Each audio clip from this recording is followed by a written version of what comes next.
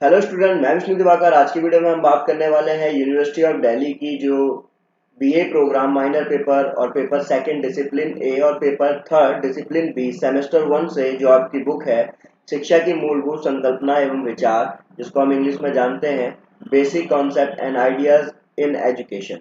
तो जो new education policy है उसके अनुसार हम लोग यहाँ पर जो है इसके अंदर बात करने वाले हैं इसके यूनिट नंबर 2 के बारे में, सॉरी यूनिट नंबर 1 के लेसन नंबर 2 के बारे में। शिक्षा की अवधारणा, शिक्षण, प्रशिक्षण, अधिगम, महत्वारोपण, स्कूलिंग और शिक्षा। तो चलिए वीडियो को स्टार्ट कर लेते हैं। तो जैसे कि मैं आपको बता चुका हूँ, यूनिट नंबर 1 से हमारा लेसन नंबर 2 है शिक्षा की अवधारणा, शिक्षण, प्रशिक्षण, अधिगम, महत्वारोपण और स्कूलिंग और शिक्षा। तो यहाँ हम सबसे पहले जानेंगे कि जो शिक्षण है, शिक्षण का क्या अर्थ है और प्रशिक्षण का क्या अर्थ है, और फिर उसके बाद में एक क्वेश्चन आपका बनता है शिक्षण और प्रशिक्षण के बीच में अंतर बताइए। ठीक है, तो सबसे पहले हम यहाँ पर देख लेते हैं कि जो शिक्षण शब्द है इसका अर्थ क्या होता है। तो देखो यहाँ पर जो ये वर्ड लिखा हुआ है शिक्षण, तो स्टूडेंट सबसे पहले मैं आपको बता दूं कि शिक्षण का मतलब होता है सीखना, सिखाना। तो सामान्य अर्थ में शिक्षण का अर्थ होगा सीखना, सिखाना। शिक्षण शिक्षा के द्वारा और शिक्षक के द्वारा संपादित की जाने वाली क्रिया है, यानी कि जो एक शिक्षक है वो जो है मतलब आगे किसी को ये जानकारी पहुंचाता है। और ये भी कहा जा सकता है कि एक अध्यापक अपने छात्रों को जो भी कुछ सिखाता है, पढ़ाना चाहता है, सिखाना चाहता है, और उसके लिए जिस क्रिया को वो अपनाता है ना, वह शिक्षण यानी कि उसको टेक्निक यानी कि जो उसकी टेक्निक है वो शिक्षण कहलाएगा। इस प्रकार शिक्षण जो है अध्यापक और छात्र के बीच में चलने वाली कुछ निर्धारित उद्देश्यों को पाने वाली और उन्हें आपस में जोड़ने वाली एक प्रक्रिया है, जिसको हम क्या बोलेंगे, शिक्षण के नाम से जानते हैं। तो स्टूडेंट यहाँ आपको समझ में आया कि शिक्षण शब्द जो है वो सीखना, सिखाना है, और एक जो अध्यापक होता है और एक जो छात्र के बीच में चलने वाली जो कुछ निर्धारित उद्देश्यों के लिए जो एक प्रक्रिया होगी वो शिक्षण कहलाएगी। ठीक है, अब बात आती है शिक्षक शिक्षण के घटक कौन से हैं, अंग कौन से हैं। तो देखो व्यापक अर्थ में अगर हम बात करें तो शिक्षक का स्वरूप, शिक्षण का जो स्वरूप है वो औपचारिक, अनौपचारिक, निरौपचारिक, प्रत्यक्ष या अप्रत्यक्ष और दूरवर्ती किसी भी प्रकार का हो सकता है। अब शिक्षण के जो घटक हैं तो वो शिक्षक औपचारिक भी हो सकता है, शिक्षण जो है अनौपचारिक भी हो सकता है, निरौपचारिक भी, प्रत्यक्ष और अप्रत्यक्ष भी, और दूरस्थ शिक्षा भी। दूरस्थ यानी कि जैसे कि आप अभी जो मुक्त विद्यालय से आप जो शिक्षा प्राप्त कर रहे हैं दूरस्थ है। ठीक है, ये कौन सी शिक्षा है आपकी, दूरस्थ शिक्षा है ना। तो अब इसमें हम बात करेंगे आगे कि भाई इसमें छात्र व अध्यापक परस्पर अभिमुख होते हुए शिक्षण अधिगम प्रक्रिया को संपन्न करते हैं। शिक्षण प्रक्रिया को संप्रेषण की प्रक्रिया यानी कि संचार की प्रक्रिया के रूप में भी जाना जा सकता है। इसके 4 अंग होते हैं।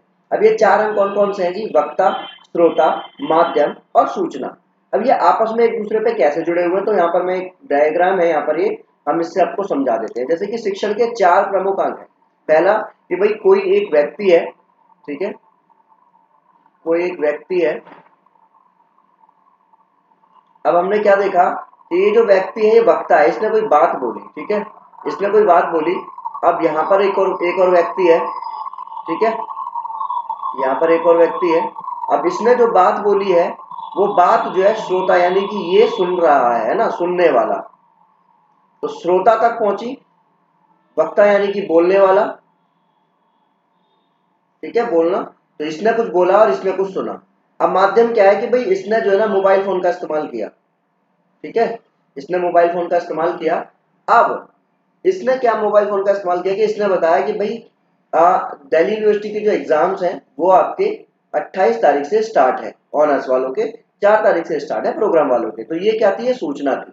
माध्यम क्या हुआ, ये मोबाइल, ठीक है, इसके द्वारा वक्ता, इसने कुछ बोला, श्रोता तक वो बात पहुंची, माध्यम रखा मोबाइल, और इंफॉर्मेशन यानी कि सूचना रखी कि इनके एग्जाम है, ठीक है, 28 तारीख और 4 तारीख से।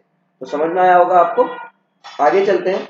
अब शिक्षा और शिक्षण की बात की जा रही है। तो देखो ये स्पष्ट है कि शिक्षा यदि एक सामाजिक प्रक्रिया है तो शिक्षण सामाजिकरण की प्रक्रिया का एक बहुत मजबूत साधन है कि अगर सामाजिकरण करना है तो सामाजिक क्रियाओं को समाजीकरण करने के लिए शिक्षण होना जरूरी है। अब बच्चों के सामने पाठ्य सामग्री किस रूप में आती है, वे इसे किस रूप में ग्रहण करते हैं, ये शिक्षण बच्चे के जीवन में सामाजिक मूल्य देने वाले अनुभवों का निर्माण करते हैं। अब विचारकों का मानना ये है कि भाई शिक्षण की जो शैलियां हैं समाज के सांस्कृतिक स्वरूप और मूल्यों को प्रभावित कर सकती है। यहाँ देखा जा सकता है कि यही शिक्षा की सर्वाधिक दुविधा है। सबसे बड़ी जो कठिनाई है वो यही है कि इसका लक्ष्य एक सृजनशील स्वतंत्र व्यक्तित्व के निर्माण से जुड़ा होने पर भी अपनी शिक्षण की प्रक्रिया के माध्यम से किसी विशिष्ट विचारधारा और मूल्य विशेषता की सिमट कर रह जाता है।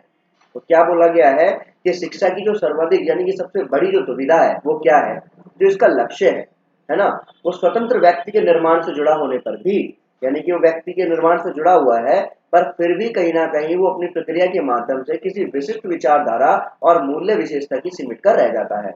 अब जिद्दू कृष्णमूर्ति क्या बोलते हैं, जिद्दू कृष्णमूर्ति बताते हैं कि भाई जो शिक्षण है उससे अभिप्राय क्या है, उसका मतलब है कि बच्चों में निडर होकर प्रश्न करने की क्षमता का विकास करना, प्रश्न द्वारा ही उसकी स्वयं की अवलोकन करने की दृष्टि का विकास होगा और उसे किसी भी प्रकार के पूर्वग्रह से मुक्त करना। तो ये क्या कहलाएगा, ये कहलाएगा आपका प्रशिक्षण, यानी कि शिक्षण। ठीक है, उसके बाद हम बात करते हैं भाई दूसरा हमारा टॉपिक है आपका प्रशिक्षण, और उसके बाद में इसमें दोनों में अंतर पूछ लिया जाएगा। तो प्रशिक्षण से अभिप्राय क्या है, जैसे आपने ट्रेनिंग का नाम सुना होगा, ट्रेनिंग है ना, कोई भी किसी भी चीज की ट्रेनिंग लेता है तो मानव अथवा पशुओं में किसी भी आदत, योग्यता और मनोवृत्ति को विकसित करने और उत्पन्न करने के लिए नियोजित प्रक्रियाएं यहाँ पर देखी जाती है।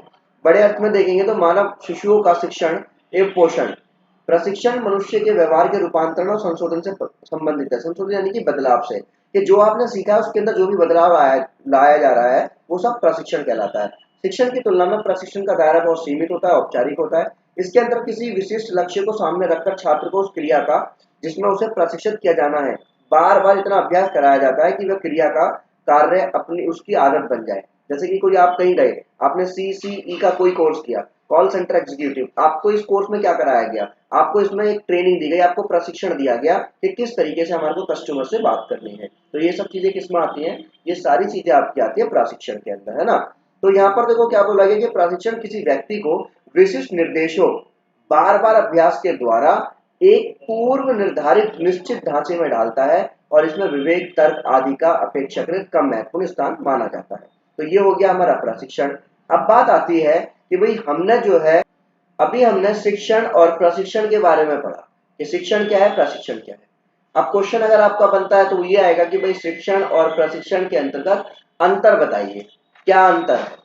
तो सबसे पहले देखो यहाँ पर जरा दोनों अच्छी तरीके से यहाँ पर समझ में आएंगे आपको कि शिक्षण मनुष्य की प्रवृत्तियों और योग्यताओं के विकास में संशोधन की प्रक्रिया है, बदलाव की प्रक्रिया, और प्रशिक्षण किसी व्यक्ति को निश्चित सांचे में डालता है, एक पर्टिकुलर किसी काम के लिए उसको ट्रेन किया जा रहा है, तो प्रशिक्षण है। ठीक है, इसका स्वरूप बहुत ही ज्यादा बड़ा है, यह औपचारिक, अनौपचारिक, निरौपचारिक तीनों हो सकती है। परंतु अगर हम प्रशिक्षण की बात करें तो एक यंत्रात्मक प्रक्रिया है, पूरा एक इसका एक निश्चित पर्टिकुलर एक एरिया होता है।